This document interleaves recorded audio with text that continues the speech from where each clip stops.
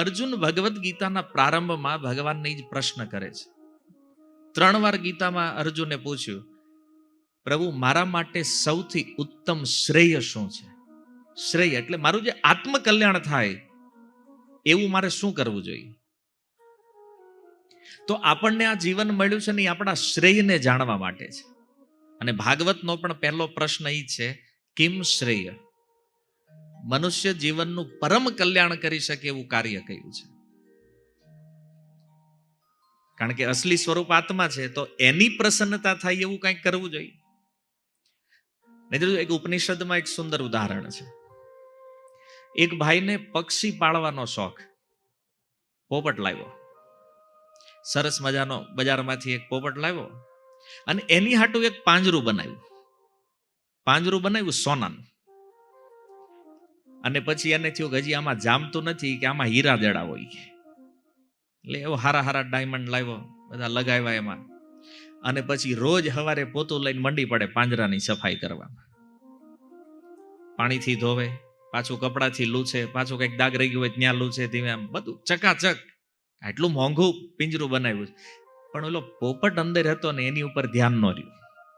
પાંજરામાં ધ્યાન રહ્યું, પોપટ મરી ગયો.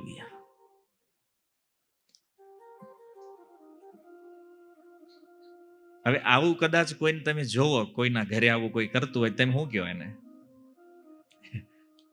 ગાંડો છે, મૂર્ખ છે. કે પેલું પક્ષી અંદર છે એને ખાવા દેવાનું હતું, એનું ધ્યાન રાખવાનું હતું, પાંજરાની સફાઈ કરવાની. શરીર જે છે ને એ પાંજરું છે, અને અંદર જે પક્ષી છે ને એ આત્મા છે. પણ હવે એવું છે કે દેખાતું નથી, આત્મા દેખાતો નથી, એટલે એ પાંજરું દેખાય છે બહારથી, તો એની સેવામાં લાગ્યા છે. બસ આ શરીરને ખવડાવો, નવડાવો, કપડાં પહેરાવો, તૈયાર કરો, કંઈક બહાર લઈ જાઓ, પાછું લાવો, હુવડાવો, થાકી જાય, વળી પાછું જગાડો, વળી બાથરૂમમાં નાખો, પાછું સજાવીને બહાર કાઢો. આ જ ધંધો રોજ ડેઈલી કરીએ. પાંજરાની આની જ સેવામાં આપણે લાગ્યા છે. વળી એમ થાય થોડુંક વજન વધી ગયું તો કે ઘટાડો, ઘટી ગયું વધારો. આ પ્રવૃત્તિઓ છે ને. રાત દિવસ વ્યક્તિ શરીરના વિષયમાં વિચાર કરે છે. શું કામ? તત્વ નથી જાણતો કે એક દિવસ આ રાખ થવાનું છે. આને ગમે એટલું સજાવો, ગમે એટલું આનું પોષણ કરો, આનું નાશ થવાનો એક દિવસ નિશ્ચિત છે. અસલી તત્વ જે છે ને એની અંદર જે આપણે પોતે છીએ, આપણી આઈડેન્ટિટી ખબર નથી આપણને. કેમ? કારણ કે અનંત જન્મોના જે દોષ આવ્યા છે અંદર, જે કલમશ લાગ્યા છે ને, એટલે ચિત્ત જે છે આપણું, એની ઉપર ધૂળ જામી ગઈ છે.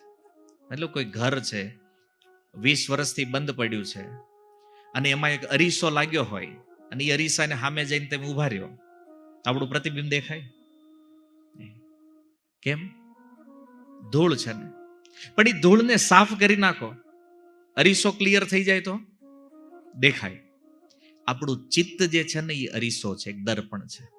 ચૈતન્ય મહાપ્રભુ કહે છે, ચેતો દર્પણ માર્જનમ. આ ચિત્તરૂપી દર્પણ જે છે ને એને સાફ કરવાની જરૂર છે. એની સફાઈ થાય તો એમાં પોતાનું સ્વરૂપ દેખાય. હું આ નથી, જે હું માનું છું એ હું નથી, હું કંઈક અલગ તત્વ છું. અચ્છા, સફાઈ થાય કેવી રીતે? એ સફાઈ થાય સત્સંગ દ્વારા, ભગવાનના નામ દ્વારા, ભગવાનની કથાઓ દ્વારા. અને આપણે ક્યારેય અભ્યાસ કરતા નથી, એટલે ઓલું ઓર ધૂંધળું થતું જાય. હરેક જન્મમાં એની ઉપર ઓર ધૂળ લાગતી જાય, અને એટલે પિક્ચર ધૂંધળું થતા હવે હાવ દેખાવાનું જ બંધ થઈ ગયું. ત્યારે આપણે માનવા લાગીએ કે હું આ શરીર છું. અને પોતાને શરીર જ્યારે માની લઈએ છીએ, ત્યારે આપણા કાર્યો પણ એ શરીરના કેન્દ્રમાં જ હોય. રાત દિવસ આની જ ચિંતા હોય, અને આની હારે પછી આના સંબંધી હોય એની. ચાલો આપણું થઈ ગયું, હવે પરિવારનું વિચારો, એનું થઈ ગયું તો સોસાયટીનું વિચારો, એનું થઈ ગયું તો એરિયાનું વિચારો, એનું થઈ ગયું તો સમાજ, જાતિ, રાષ્ટ્ર, એને એક પછી એક લેવલ ઉપર. અને આનું કારણ શું છે? આનું કારણ અજ્ઞાન છે. પોતાના સ્વરૂપની જાણકારી નથી ને, એટલે આવી બધી સેવાઓ ગોતે પછી વ્યક્તિ. એને ખબર નથી અસલી સેવા જે છે ને એ ભગવાનની સેવા છે. આત્મા દ્વારા પરમાત્માની સેવા કરવી આ અસલી ધર્મ છે. પણ એને એમ લાગે કે હવે આપણે પરિવારનું સમાજનું તો કરી લીધું, તો હવે ઉપલા લેવલે જ આવી. અને આવી સેવાઓ અંતે મૃત્યુમાં પરિણમે છે. આનો બીજો કોઈ એન્ડ નથી. અને આપણે પછી એવું માનવા લાગે કે નહીં, આ બહુ જરૂરી છે, આ હોવું જ જોઈએ, સમાજ માટે આ જરૂરી છે. પણ જુઓ, આખો સમાજ જ જ્યારે અજ્ઞાન બાજુ જઈ રહ્યો છે ત્યારે કોણ કોને સલાહ આપવાનું છે? અને એટલા માટે તમે જે કથાઓ જુઓ ભાગવતની અંદર, તો કોઈ રાજા છે અને રાજા જ્યારે રાજ્યમાંથી નિવૃત્ત થાય, યુવાન વયમાં રાજ્ય કરતા હોય ને નિવૃત્ત થાય ને, એટલે એના જીવનનો એકમાત્ર લક્ષ્ય હોય પોતાના શ્રેયને પામવું. અને એટલે એ અનંત સુખ સંપત્તિઓને છોડી અને વનમાં વયા જતા. એક એક રાજાઓના ચરિત્ર જોવો તમે ભાગવતમાં. શું કામ? કારણ કે જીવનનો ચોથી અવસ્થાનો સમય જે છે એ આ પોતાના આત્મકલ્યાણ માટે છે. અને શરૂઆત તો બાળપણથી હોવી જોઈએ, ભાગવત કહે છે. પણ માની લો આપણને એવું લાગે કે નહીં, આ બધા કર્તવ્યો બહુ જરૂરી છે, સારું કરી લીધા, હવે આત્મકલ્યાણમાં લાગવાનું હોય. અને ત્યારે આપણે કંઈક આવી પ્રવૃત્તિઓ શોધતા હોય. કેમ? હવે ઉંમર થઈ ગઈ, ટાઈમ જાતો નથી, તો શું કરવું? એ કે તો કંઈક ગોતો. આવું થાય ને? હકીકત કંઈ ગોતવાનું નથી, આ ઉંમરમાં બધું બંધ કરવાનું છે. આપણે નવું ચાલુ કરીએ છીએ. અજ્ઞાનના કારણે આવું થઈ રહ્યું છે. કારણ કે આપણી બધી પ્રવૃત્તિઓ શરીરની આજુબાજુ કેન્દ્રિત છે. અને એટલા માટે આપણે જે પ્રવૃત્તિ નવી શોધીએ છીએ એમાં પણ શરીરની જ સેવા છે. આત્મકલ્યાણનું કોઈ વસ્તુ દેખાતું નથી. એટલે જ્યારે પરીક્ષિત મહારાજ રાજા બન્યા, મહાભારતનું યુદ્ધ પૂર્ણ થયું, યુધિષ્ઠિર મહારાજ રાજા બન્યા, અને એમના પછી અભિમન્યુ એનો પુત્ર પરીક્ષિત, આ પરીક્ષિત જ્યારે રાજા બન્યા તો એને શ્રાપ પ્રાપ્ત થયો છે. એક ઋષિનો અપરાધ કર્યો એણે, શમિકનો. તો શમિકના પુત્ર જે શ્રીંગી છે એણે શ્રાપ આપી દીધો રાજા પરીક્ષિતને કે 7 દિવસની અંદર એક તક્ષક નામનો સર્પ આવશે, એ ડંખ મારશે અને એનું મૃત્યુ થઈ જશે, કેવલ 7 દિવસમાં. પરીક્ષિત મહારાજને જ્યારે એને ખબર પડી કે ઋષિ દ્વારા મને શ્રાપ પ્રાપ્ત થયો છે, તો એને શું કર્યું? આપણે હોય તો શું કરીએ? પહેલા વિચાર કરો યાર. આપણે હોસ્પિટલ ગયા હોય ને ડોક્ટર એમ કે તમારી પાસે હવે 6 મહિના છે, લાંબો ટાઈમ, 2 વર્ષ છે, હાલો. અડધા ત્યાં મરી જાય આપણે પહેલા, બસ 2 વર્ષ. આ સારું કહેવાય. જો કોઈને ખબર પડી જાય છે કે મારી પાસે કેટલો ટાઈમ છે ને, તો આ ભાગ્યશાળી વ્યક્તિ છે. કારણ કે જેને ખબર નથી પડતી, રાતે હુતા હોય તો નીકળી જાય છે. ઓલાને એટલી જ ખબર, એટલું પહેલા તો તૈયાર થઈ જાય કે મારે જવાનું છે. બાકી તો કોઈ માનતા જ નથી કે આપણે જવાનું છે. બધાને એમ જ છે આપણે પરમેનન્ટ છીએ. હકીકત મહાભારતમાં એક સુંદર વાત છે. યક્ષ અને યુધિષ્ઠિરનો સંવાદ છે. તો યુધિષ્ઠિર મહારાજને 100 પ્રશ્ન પૂછવામાં આવ્યા છે યક્ષ દ્વારા. અને એમાં એક પ્રશ્ન છે, કિમ આશ્ચર્યમ, આ જગતમાં નવાઈની વાત શું છે, આશ્ચર્ય શું છે?